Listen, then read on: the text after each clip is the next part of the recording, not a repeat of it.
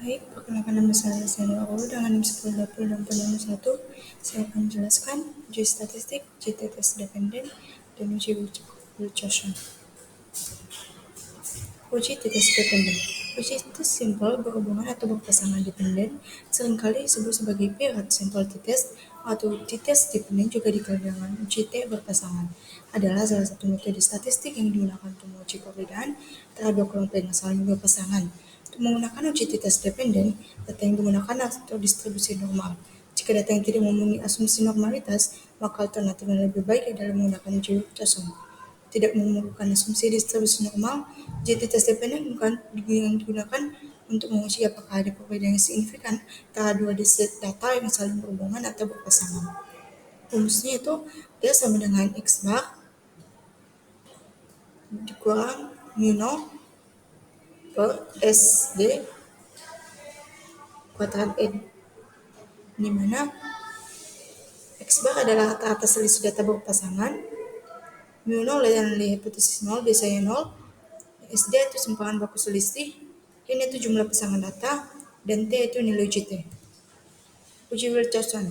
Uji Wilcoxon adalah uji non-parametrik yang digunakan untuk menguji dua sampel bergantungan atau berhubungan atau berkorelasi jika pada uji tanda yang memerhatikan arah perbedaan dalam pasangan.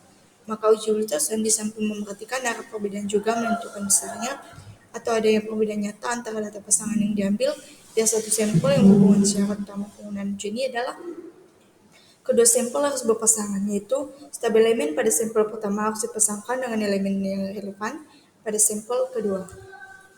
Rumusnya bisa kita lihat sendiri, yang dimana keterangannya itu T yaitu jumlah ranking bertanda kecil, dan E yaitu banyak pasang yang tidak sama nilainya. Ya, masuk ke kasus yang pertama, yaitu sebuah rumah sakit di Medan menerapkan sistem informasi rekam medis elektronik yang baru. Pihak manajemen ingin mengetahui apakah pelatihan yang diberikan kepada staf administrasi dan perawat efektif dalam meningkatkan kecepatan mereka dalam mengakses dan memperbarui data pasien. Data itu kecepatan dalam detik, staf dalam menyelesaikan tugas tertentu, misalnya mencari riwayat alergi pasien dan mencatat tekanan darah.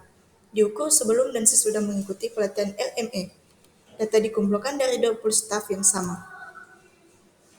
Nah, di sini bisa kita lihat data atau tabelnya.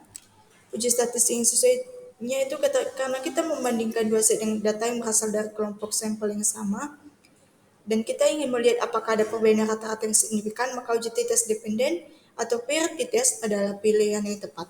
Asumsi yang perlu dipenuhi adalah data selisih antara kedua pengukuran berdistribusi normal.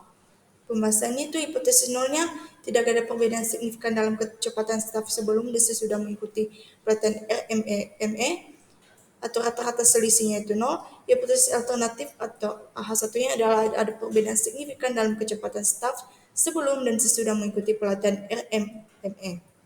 Setelah dilakukan uji tes dependen, jika nilai P atau p-value yang diperoleh kurang dari tingkat signifikansi yang diterapkan, misalnya alfa sama 0,5, maka kita akan menolak hipotesis 0 dan menyimpulkan bahwa pelatihan RMME secara signifikan meningkatkan kecepatan staf dalam mengakses dan memperbarui data pasien. Sebaliknya, jika nilai P lebih besar dari alfa, kita gagal menolak hipotesis 0, yang berarti tidak ada bukti yang cukup untuk menyatakan bahwa pelatihan efektif dalam meningkatkan kecepatan dan secara signifikan. Kasus kedua itu sebuah klinik pertama di Deli Serdang mencoba menerapkan dua metode pendaftaran online yang berbeda, metode A dan metode B. Klinik ingin mengetahui apakah ada perbedaan dalam tingkat kepuasan pasien yang menggunakan kedua metode tersebut. Nah, kita bisa melihat datanya di sini ya teman-teman, ada tabelnya. Nah, uji statistik yang sesuai itu sama seperti kasus sebelumnya, kita membandingkan dua set data yang berasal dari kelompok sampel yang sama, di mana setiap pasien memberikan penilaian untuk kedua metode. Ukuran sampel kecil, maka uji Wilcoxon Signer test adalah pilihan yang lebih tepat atau tidak memerlukan asumsi normalitas. Nah, hipotesis nolnya itu tidak ada perbedaan dalam tingkat kepuasan pasien antara metode A dan metode B. Hipotesis alternatifnya itu ada perbedaan dalam tingkat kepuasan pasien antara metode A dan metode B. Uji Wilcoxon Signer test akan mengevaluasi apakah ada perbedaan median yang signifikan antara kedua kelompok. Jika nilai P yang diperoleh kurang dari tingkat signifikansi yang ditetapkan, kita akan menolak hipotesis 0 dan menyimpulkan bahwa Ada perbedaan signifikan dalam tingkat kepuasan pasien antara kedua metode pendaftaran online. Jika nilai P lebih besar dari alfa, kita gagal menolak hipotesis nol, yang berarti tidak ada bukti yang cukup untuk menyatakan adanya perbedaan kepuasan yang signifikan. Kasus ketiga itu sebab puskesmas di Binjai melakukan intervensi edukasi mengenai pentingnya kepatuhan penggunaan obat kepada pasien diabetes. Puskesmas ingin mengevaluasi apakah intervensi ini efektif dalam meningkatkan kebutuhan pasien. Nah, di sini kita bisa melihat datanya teman-teman sudah ada di tabel. Nah, uji statistik yang sesuai itu karena kita membandingkan dua set data kepatuhan dari kelompok pasien yang sama sebelum dan sesudah intervensi, dan kita ingin melihat apakah ada perubahan data rata-rata yang signifikan. Uji t-test dependen atau paired t-test adalah pilihan yang sesuai jika data selisih kepatuhan diasumsikan berdistribusi normal. Jika asumsi normalitas tidak terpenuhi, maka uji Gleason Signer tes dapat digunakan sebagai alternatif non-parametrik. Nah, masuk ke pembahasannya, hipotesis nol itu tidak ada perbedaan signifikan dalam tingkat kepatuhan penggunaan obat pasien diabetes sebelum dan sesudah intervensi edukasi atau rata-rata selisihnya.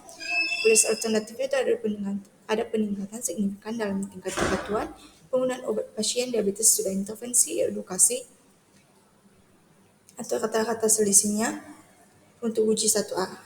Atau H1 itu ada perbedaan signifikan dalam tingkat kepatuhan penggunaan obat pasien diabetes sebelum dan sesudah intervensi edukasi. Setelah melakukan uji statistik yang dipilih, interpretasi hasil akan didasarkan pada nilai P. Jika nilai P kurang dari tingkat signifikansi atau alfanya, kita akan menolak hipotesis nol dan menyimpulkan bahwa intervensi edukasi secara signifikan meningkatkan kepatuhan penggunaan obat pada pasien diabetes. Sebaliknya, jika nilai P lebih besar dari alfa, kita gagal menolak hipotesis nol, yang berarti tidak ada bukti cukup untuk menyatakan bahwa intervensi edukasi efektif dalam meningkatkan kepatuhan secara signifikan. Baik, sekian paparan materi dari saya. Saya ucapkan terima kasih.